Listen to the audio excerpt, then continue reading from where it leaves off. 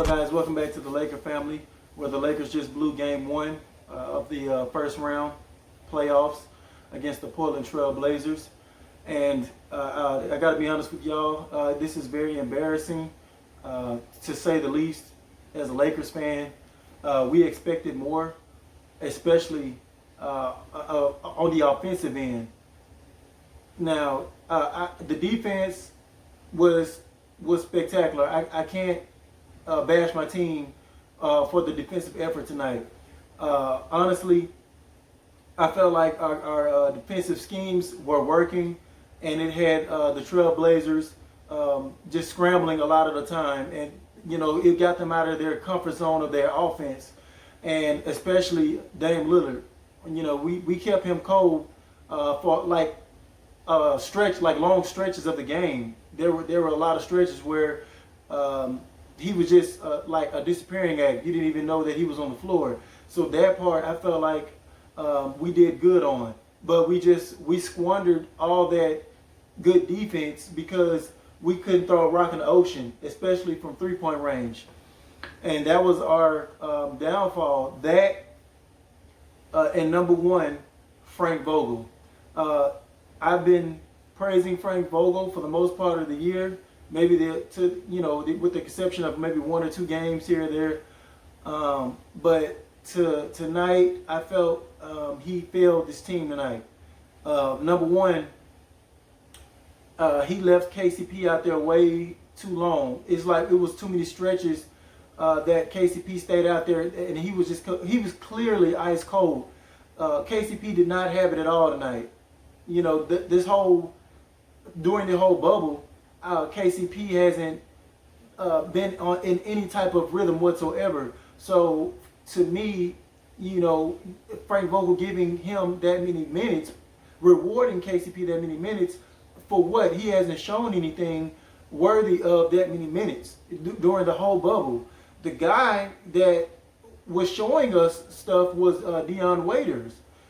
And guess what? He didn't get 1 minute in this game at all. And that was straight mind-boggling. I couldn't understand what, I'm sitting here, it got to be like the second or third quarter, and I'm like, wait, hold up.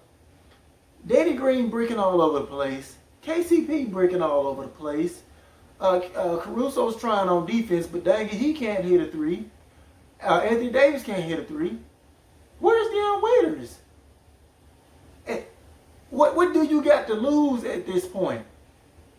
I would rather somebody be out there that can create a basket for himself than somebody that's got to sit up there and wait on LeBron to give him a wide open three-point ball in the corner for him to just brick anyways. I couldn't understand a lot of the decision from the coaching staff today. I didn't understand it. Kyle Kuzma got on a tear. He got on a tear in the fourth quarter.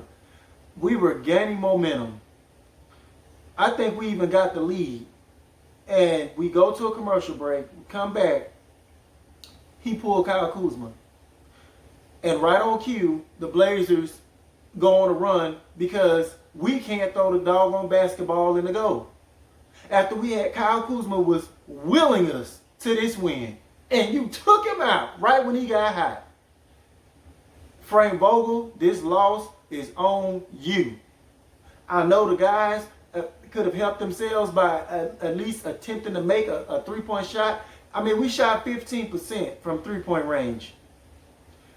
But we were still in this game due to we were killing them on the offensive boards and rebounding period. We were destroying them on the boards.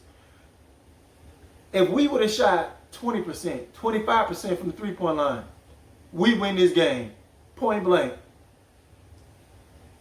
But Frank Vogel made it that much more harder with the decision making that he did tonight, and it was some timely, stupid mistakes.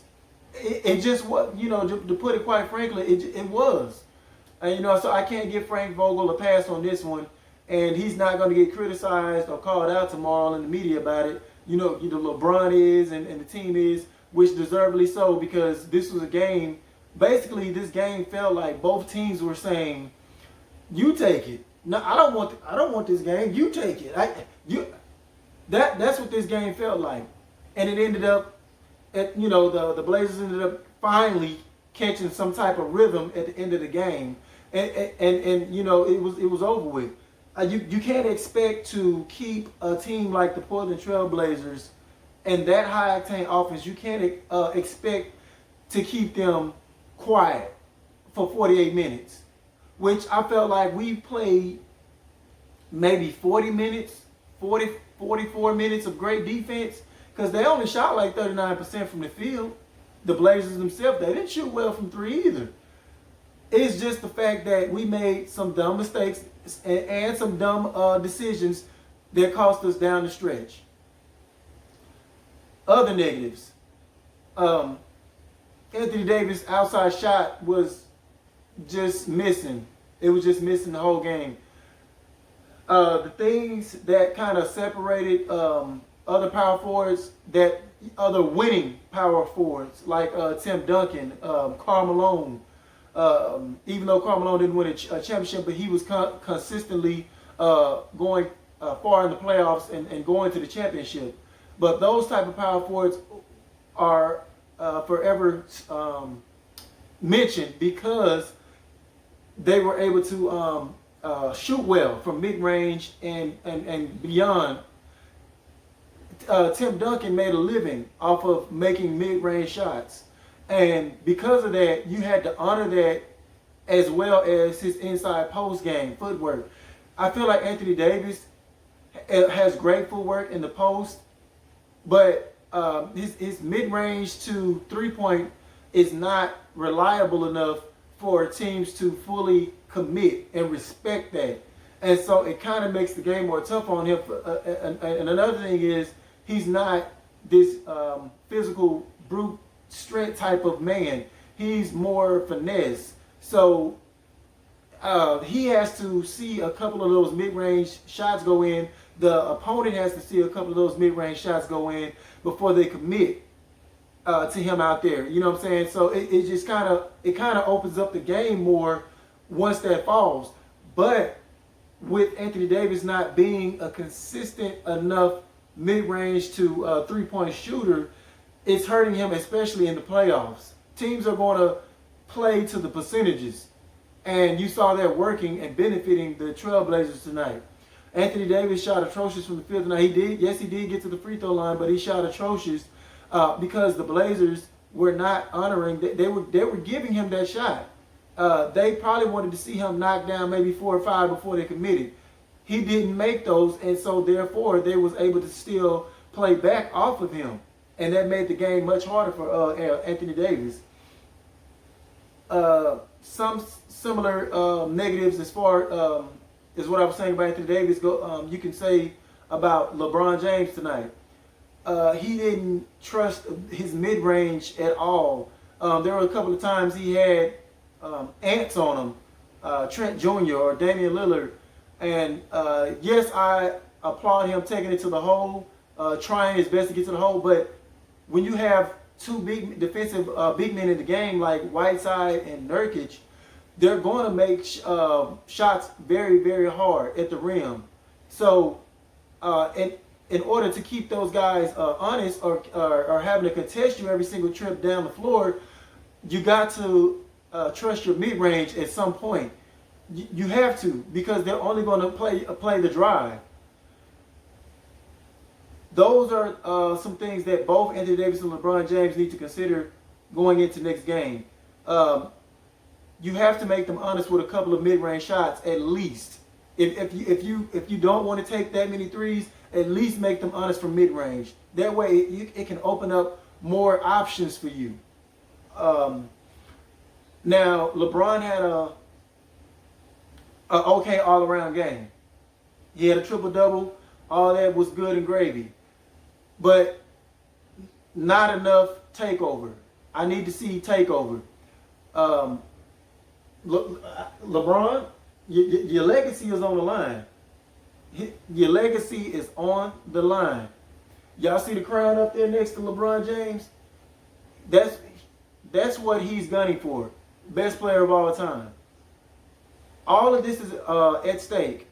And for y'all to go up into this game with this mentality, and like I said, it's not all his fault.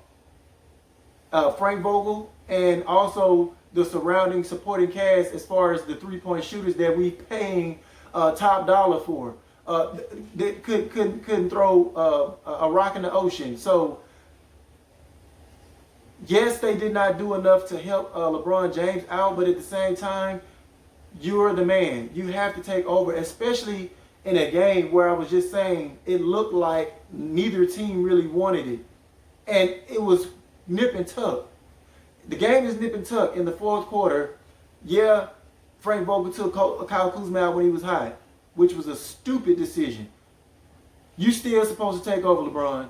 Okay, I see he took Kyle Kuzma out. These guys are not making the shots. I see they're not ready for this moment yet. I have to take over. Whatever it takes. Get to the foul line. When you get to the foul line, make your free throws. We shot poorly from the free throw line tonight. Clanking them. Everybody, not just one person, everybody just clanking them. You can't be bricking that bad, building houses from three-point range, and then topping it off, going to the free throw line, bricking it from there as well. So, a game we should have had. As poorly as we played, a game we could have had. If LeBron takes over offensive, scoring-wise, and if Frank Vogel coached better in this game. I need to see Dion Waiters in this game. I need to see Kyle Kuzma get more minutes. I don't care what Kyle Kuzma shot tonight. Nobody shot well tonight. But I do know Kyle Kuzma had that mum in him, and he was ready to will us to a victory, and Frank Vogel pulled him. Yes, some of the officiating was a little questionable, but for the most part, I felt like they were letting the guys play. There were a couple of missed calls too. Danny Green got whacked over the head on a fast break. He stole the ball and laid it up and got whacked. So it was little plays like that they missed. But all in all, I felt like the officiating could have still been overcome if it wasn't for our mistakes. So this is embarrassing and a tough one to swallow. I still have faith that we're going to go back to the drawing board, figure out what works, what don't. I felt like, to be honest with you, y'all, we can't even bring up Avery Bradley as a crutch for this, especially in this game, because I don't even think Bradley could have done anything more than what Caruso did tonight. I felt Caruso did a hell of a job frustrating Damian Lillard, and when he got switched on C.J. McCollum. They made a couple of tough shots here and there, but for the most part, Caruso was getting up in those guys. That guy Caruso is slowly earning my respect.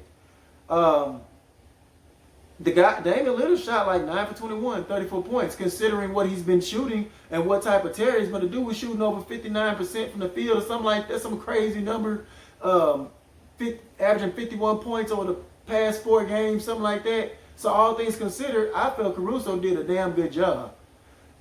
Bradley wasn't the reason we lost this game. Not having Bradley, not playing Dion Waiters was a problem, which goes back to Frank Vogel. But we got to do better, man. Dwight Howard, you got to keep you cool. It was a couple of questionable calls that went his way, but they got you on some good calls.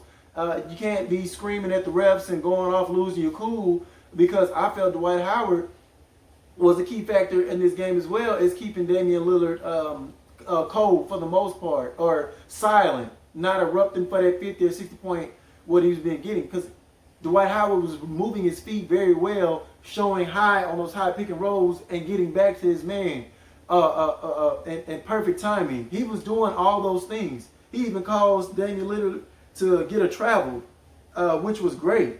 So keep your cool, keep your composure. We need you to keep your head in the game for next game. Morris came in, gave us a little spark, but nothing too significant. I mean, I'm at a loss of words because it's sad. It's sad. So I had a feeling coming in that we might be a little sluggish, and the Portland Trailblazers should be more in game shape because they've been in playoff mode since they started this bubble. They barely could lose a game. They could ill afford to lose 1 or 2 games in the bubble, so they had to fight tooth and nail for every game. We kind of had a chance to turn off the switch and coast after the first 2 games of the bubble. And I've been telling y'all that I don't like that mentality going into the playoffs because stuff like this right here could happen, which it did. Get it together. There's a lot on the line at stake here. A lot. It's the difference from rising in the great pantheon of GOATs or falling in the great pantheons of GOATs. Get it together, Lakers. Get it together. Anthony Davis, your reputation is on the line. You want to be mentioned with the Tim Duncans, the Karl Malones, you know, the Charles Barkleys, whoever. You want to be mentioned in that category, you got to play better. Especially in the playoffs. We know what you can do regular season. We need to see it in the playoffs. That's all I have today. And I'll see y'all next time, man. Peace.